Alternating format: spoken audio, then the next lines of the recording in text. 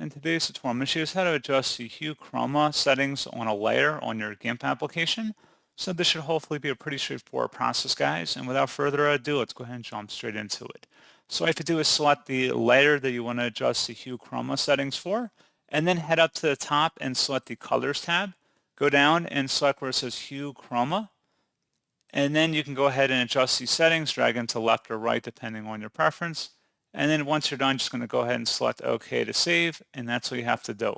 So pretty straightforward process, guys, and as always, thank you for watching. I do hope I was able to help you out, and I do look forward to catching you all in the next tutorial. Goodbye.